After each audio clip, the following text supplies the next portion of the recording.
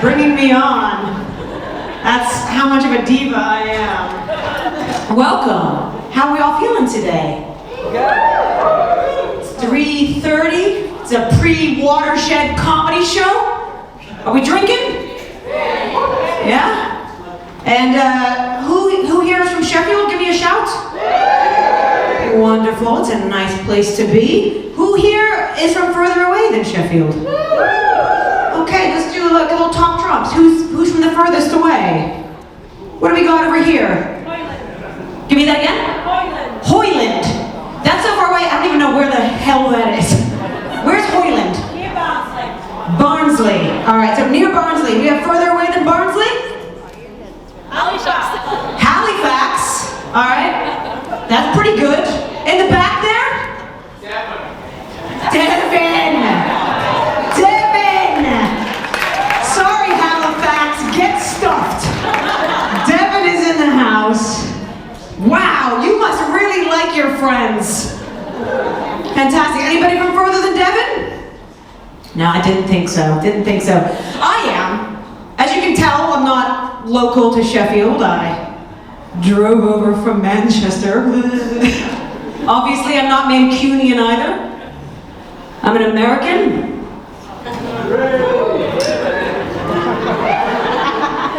Cool. I want everyone to be cool about it for a couple of reasons.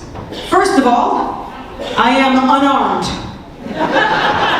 We'll decide later if that was the right decision. Second reason I want everyone to be cool about it, I've lived here in the north of England for 17 years. Yeah, I haven't just gotten off of a plane with an exciting new variant. You won't be learning any new Greek letters from this lady. You won't learn anything at all. 17 years, I think that's a long enough period of time to say the following. This country's changing. Not always for the better. When I first moved over here, a Freddo cost 10p. Was the size of a Beano annual. Don't even get me started on chomps. I, of course, have made some observations about this country since I first got here. One thing I noticed, you have a lot of people called Gary in this country. Look, that's just a stone cold fact. Nothing wrong with the name Gary, perfectly fine. It's just not a very popular name back in the States, yet everyone in this room knows at least one Gary. I can practically guarantee it. Lower your expectations, guys. We'll have a better time. I've got one theory why the name Gary is so popular in the UK, especially in the north. And that's because that's as close as you can get to naming your child Gravy without actually naming it Gravy. Like, this is my son. Because that's what they sound like in Manchester. This is my son. Gary. Bisto. Oxo. Nor Cube. The fourth. There were 3 more before him in a long line of Garys. It's always at that point I'd like to apologize that to anybody who was immediately or emotionally attached to that little baby I was cradling. Because when I did that, little Gaza fell to the floor. That's the power of good mime. Tell me, has anybody here got a friend that's in the gig tonight? Excellent. Let me tell you a little bit about how this has worked before I talk to you a bit more. This has been 8 weeks of Ultra comedy classes. Now, Ultra is a cancer charity fundraising organization, right? They also offer boxing courses. This is the harder one, obviously, right? Now, these people have been working really hard on their sets. I really want everyone to have a good time tonight. I'm going to be the compere. I'm going to be in between the acts. I'm going to be at the top of every section. I'm going to be talking to you a little bit, warming the room up and everything. But it's really all about them, the money they've raised, also you giving them the money to help them reach their targets and reach such a high high number that Ultra has raised for cancer research on this one. So I just like, without wanting to pander too much, give yourselves a big round of applause. Thank you so much for your money, your time, your support of the people who are doing the workshops. The show is going to be great. What I want to ask of you is to just have fun in supporting them. Give them all your laughter, give them all your love, give them all your attention. One of the good things about comedy, the way it works is, the more fun you let out with them, like the more laughter, the more love, the more support, the better they'll be. And so it's like a nice little cyclical kind of thing. It'll just be a better gig, more fun, right? And I think we're all ready to do that, yeah? Yeah, good. Let's find out a little bit more about you. People from Devon, can I ask, who are you here to see? Sammy, well done, Sammy. And Sammy's on really late, so you are committed. They have not only driven for hours. How long did it take you? Whoa, what's gonna happen? What's coming out now? What is the story? He lives here. Right. All of a sudden, the American's not the worst one in the room. It's a rare feeling for me. No, that's all right. Your heart's in Devon. Can I ask you, clotted cream or jam first? Clotted cream. Okay. Who's with him? Yes, I'm with you. From a structural engineer standpoint, the cream is harder to spread, right? You need that as the cement, the base. You can just dollop the jam on after. Do we look? Amen. Can I get an amen? Thank you. Now, who here is wrong and does it the other way? Give me a cheer.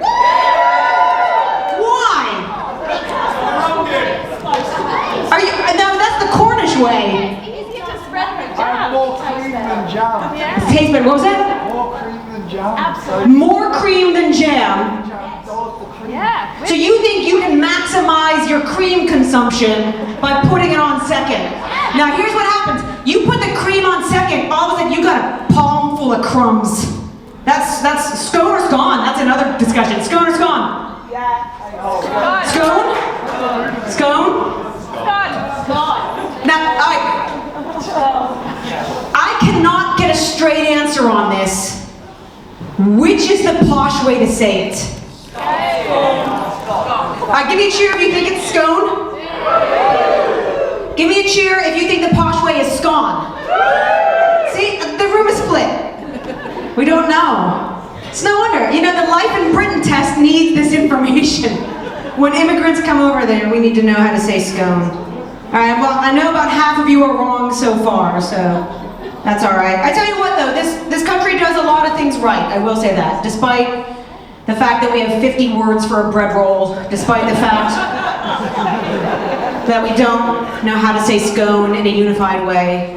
One of the things I think it does really well is festivals. Anybody go to any festivals this year?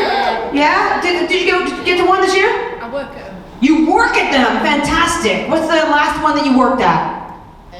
Leeds Festival. Leeds Festival, that's a good one, isn't it? Was there a cool band on that you liked? Don't get to see them. Cool, that's good because this is the time when I often have to pretend to know a current band, so thanks. Good. All right, so the pressure's off me. I don't go to as many festivals as I would like for one particular reason, as a somewhat specific reason. I don't go to enough of these festivals because I don't want to have to pee outside. Like, porta potties are disgusting, I hate them, right? They're awful, don't want to do it. And don't get me wrong, there have been dozens of technological advancements aiming to make peeing outdoors easier for women, mostly resulting in a dazzling array of funnels. The most popular of these funnels is name branded. On the count of three, if you know it, give it a shout. 1, 2, 3. All right, Sheffield knows a shiwi.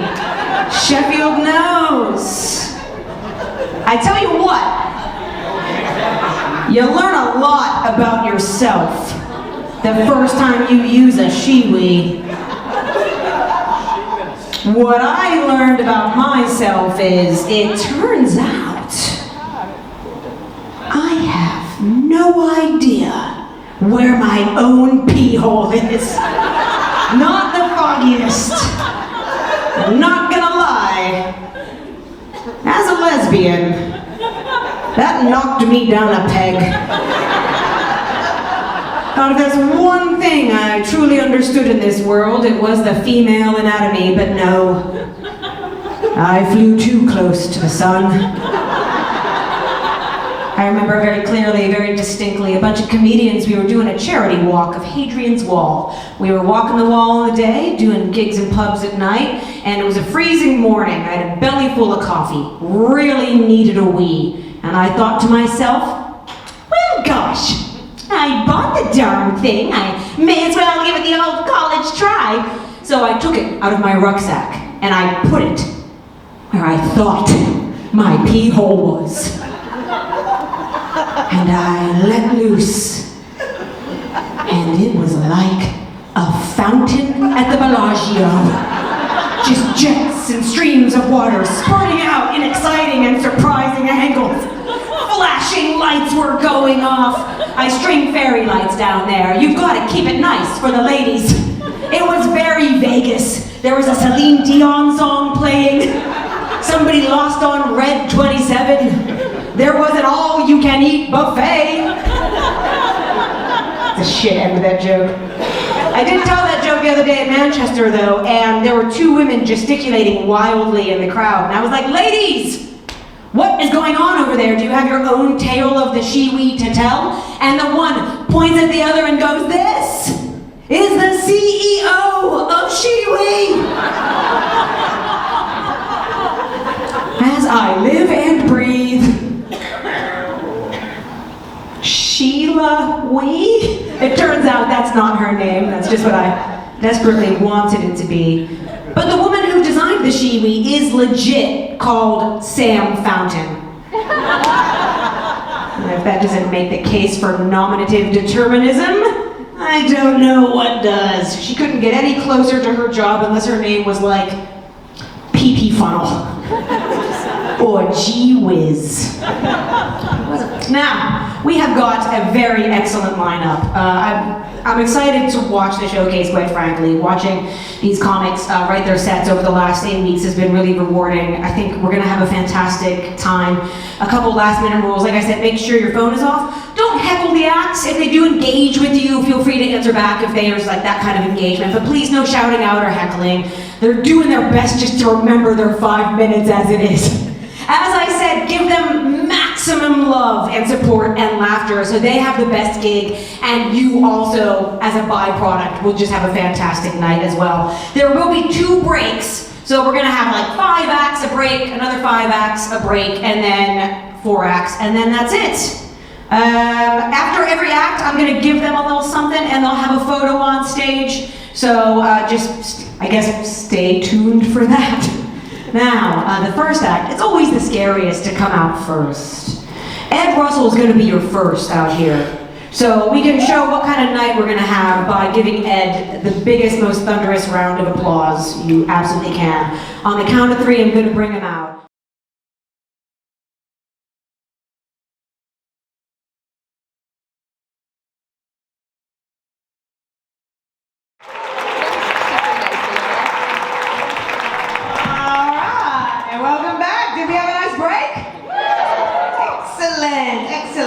Excellent. Devin, how we doing over there? Excellent. Oh, no, putting his head in his hands. I'm so sorry to do this to you. Don't worry, I haven't come back to start another scone war. It's all fine. I am looking forward to Christmas. We have Christmas fans in the house. Any Christmas grumps? Excellent. There's got to be something in it for you. All right. I love a British Christmas. As an American, I can say that I do find them very charming, very beautiful times of year. There's one thing, and don't get mad about it. Hear me out. There's one thing I think Americans do better at Christmas, and that's Christmas desserts. Already I've got a boo. Look, I'm just gonna make this stage a hostile place for the acts. Right. It's just, in America, we're simple. We know what kids want, right? It's like sugar, chocolate, frosting, candy, cookies, yum. Whereas all the Christmas puddings in here, this country, it's like they were designed by somebody who has either A, never met a child, or B, actively hates children. Like, I gotta make something nice, a pudding for the children. What do kids like? Oh, I know. I'll start with that box of muesli. Let's get all the dried fruits and all of our bitterest nuts into the mix. Kids love that. Oh, hey, where are you going with that orange peel? That's not for the bin. That goes right in the mix. While we're talking about it, why don't you go to the toilet and get me that dish of potpourri? Gonna scrape the cloves and rose petals right in there. Children love a fragrant, perfumed dessert. We're gonna top it all with the brandied cream. Get those little shits drunk.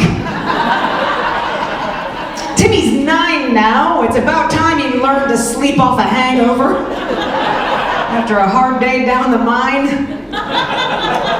If I had all the money in the world, I would start one of those stalls up at the Christmas markets.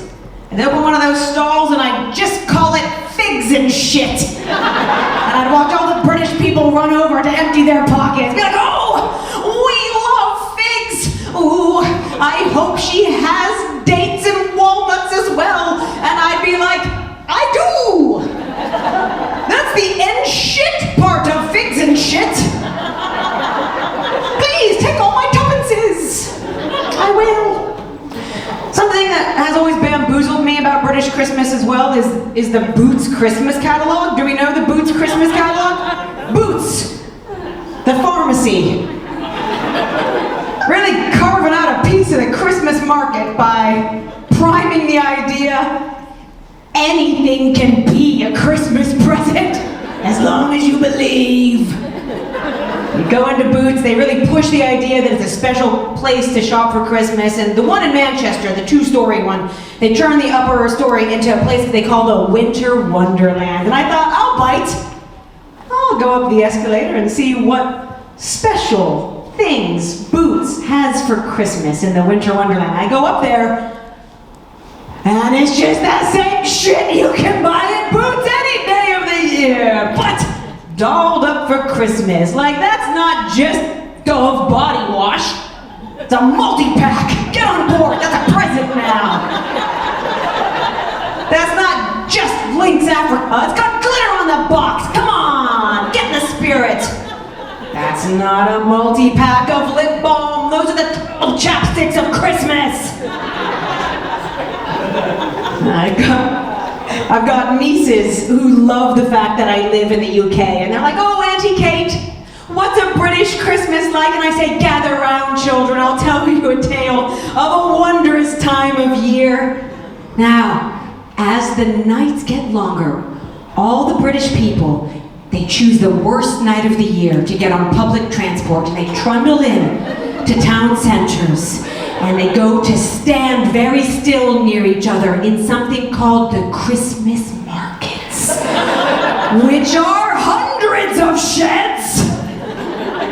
And outside of these sheds, we drink a mug full of very hot, disgusting red wine. It's very, very sickly, and you have to rent the mug. And if you forget to return the mug, then you just use it to top up the person you got the Dove body wash for. It's fine.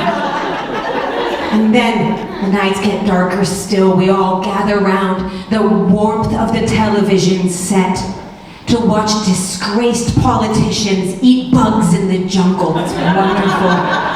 And then if you're very good little boys and girls, you go to bed on Christmas Eve. Christmas morning, you wake up and Santa has put under the tree all the toiletries you could possibly dream of.